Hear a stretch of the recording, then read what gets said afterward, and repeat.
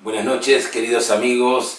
Estamos una vez más a nuestro encuentro semanal, la parshá de la semana, la reflexión semanal, lo que nos pueda llevar a tener en este Shabbat y en cualquier otro Shabbat un diálogo en nuestras mesas, un diálogo que muchas veces lo dejamos de lado porque la vida cotidiana nos lleva a veces a no tener sus espacios que tanto necesitamos para encontrarnos y reencontrarnos con nosotros, con nuestra familia, con nuestros seres queridos.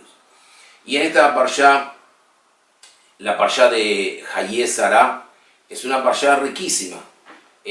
Podríamos hablar de los primeros versículos de la parshá de Hayé Sará, el llanto de Abraham, que está marcado en la palabra Livkotá, con una kaf muy pequeña. Eso quiere decir que Abraham lloró, pero tuvo su medida porque tenía que reincorporarse y pensar como padre. Ya no era padre y madre, sino él tenía que ocuparle el espacio de los dos, del futuro de su hijo, que también era el futuro del próximo patriarca. Y no solamente el futuro del próximo patriarca, sino el futuro de la matriarca, que iba también juntos a conformar la continuidad para llegar a esa idea de pueblo, de Am Israel. Y Abraham está preocupado y entendamos que Isaac, a diferencia de los otros patriarcas, nació, vivió y falleció en la tierra de Israel. Abraham no quería que Isaac saliese de la tierra de Israel y manda a su sirviente, a su ayudante, a su mano derecha, Eliezer. Y le hace jurar que no tomará ninguna mujer del pueblo cananeo para su hijo. Lo dice en el capítulo 24, versículo 3 del libro Bereshit, dice: Lo tikach isha mibni mi benot hakenani. No tomarás una mujer para mi hijo, de las mujeres de los cananitas, de los cananeos. ¿Qué eran? ¿Por qué de los cananeos? ¿Por qué esa insistencia de Abraham en no dejar que pueda ser una mujer del pueblo cananeo? Inclusive Eliezer, que era su mano derecha y que era un hombre que seguía a Abraham, a todo, era un fiel seguidor, entonces también tenía una hija cananita, podría ser el mejor partido, sabía quién era el padre. Pero Abraham insiste en esto y marca una insistencia que es una lección de vida para lo que nosotros como padres, todos los que somos padres y preocupados con el futuro de nuestros hijos, tenemos que aprender de esta lección. Una lección que es un proceso educativo y una marca para lo que tenemos que tener como objetivo para la seguridad de un futuro de nuestros hijos con un matrimonio establecido, pautado, que tenga bases fuertes, bases sólidas. Dijimos en el pasuk que no tomarás, no buscarás. Si hablaríamos si es por la idolatría que practicaban los kenanitas, también Abraham nació en Harán, que también era un pueblo idólatra.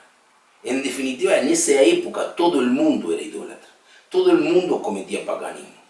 Entonces, cuando el proceso intelectual que lleva a una creencia, a una teología errónea, que lleva a desviarnos, es muy fácil a veces a través de un trabajo profundo, un trabajo de conocimiento, de enseñanza, hacer cambiar esa posición intelectual, esa forma de pensar, ese proceso al respecto de una teología donde le podemos demostrar a la persona lo errado que está en el camino que está escogiendo.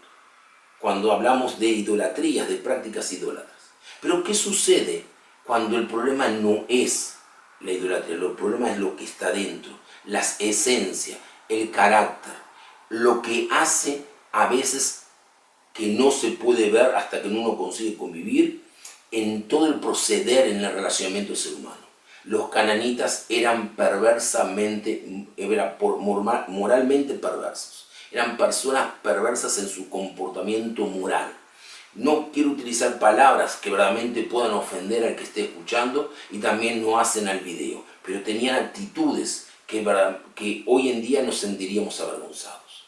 Y en una sociedad donde generalmente a veces las redes del éxito financiero se convierten en un buen partido se convierte en un elemento para escoger un buen partido, sea un compañero o una compañera para nuestros hijos o hijas. Es muy posible, es muy factible que nos olvidemos de la verdadera esencia. Porque lo que tenemos que buscar para las personas son las midot. Recordemos que ese éxito financiero, ese continente, esa riqueza, ese glamour que puede tener una persona, de la noche a la mañana puede desaparecer. Más hoy en día, con las situaciones tan cambiantes económicamente, de repente encontramos una persona que ha hecho unos negocios y esos negocios apostó en una empresa o apostó en un negocio, fueron totalmente derruidos. ¿Qué es lo que va a valer después de esa persona? No era lo que tenía o lo que va a tener o lo que tuvo o lo que dejó de tener. Lo que va a valer, lo que le va a dar importancia a la persona son sus midot, su carácter, son la forma con que nos vamos a comportar. ¿Qué es lo que vamos a buscar para nuestros hijos? ¿Qué es lo que vamos a buscar para nuestras hijas e hijos? ¿Qué es lo que buscamos? Que el compañero sea una persona agradable, con paciencia, con calidez, con humildad, que tenga simhat hinam, una alegría gratuita, simhat haim, una alegría por la vida, el sentido de vivir, que no caiga en depresiones, que siempre tenga un proceso de esperanza, de emuná, de superar los obstáculos de la vida, que siempre vea bien, que pueda escuchar a su compañero o a su compañera, que pueda dar un consejo amable, que pueda ser afable con las personas, que pueda ser sonriente cuando alguien se acerca, que no sea grosero, que sea una persona con educación, con modales. Cuando digo educación no digo de cultura, de conocer Rembrandt o Picasso o haya hecho grandes viajes por el mundo, sino una persona que tenga el respeto, la educación, la simpleza. Y por lo otro, alejarse del que es chismoso, alejarse del que es egoísta, del avaro, del soberbio, del petulante. Porque todas esas cosas, en un mundo de glamour, en un mundo donde nos dejamos llevar por el continente y no por el contenido, que nos dejamos impresionar por lo que puede tener el otro y no pensamos en lo que puede ser el otro, en una sociedad donde muchas veces dejamos el lado de to be or not to be y pasamos a pensar en to have or not to have, pobre Hamlet. Es el momento que prestemos atención a este capítulo de Abraham, donde nos enseña el valor de encontrar una compañera para su hijo a partir de las midot, a partir de las buenas cualidades que el ser humano tiene que tener. Porque no nos damos cuenta que no solamente buscamos un compañero y una compañera para nuestras vidas, estamos construyendo un futuro. Y a partir de esa relación, de ese matrimonio que tiene que fluir con todo el amor y con toda la comprensión, va a salir nuestros hijos, que son de alguna forma los frutos de ese árbol que se comenzó a plantar. Pensemos bien en este Shabbat, cuando estemos en la mesa y podamos conversar con nuestros hijos, o con nuestros hijos casados, o con nuestros nietos, o con los amigos. ¿Por qué no detenernos y observar bien cómo Abraham, a pesar de su congoja, del dolor de haber perdido a su amada compañera Sará, Likotá lloró, se angustió, pero no se paralizó, porque tenía un hijo para criar, un hijo para darle los elementos de convertirse en el gran patriarca. Y un gran patriarca necesita una gran matriarca. No está en vano que dicen que, y lo parafraseo, no es detrás de un gran hombre hay una gran mujer.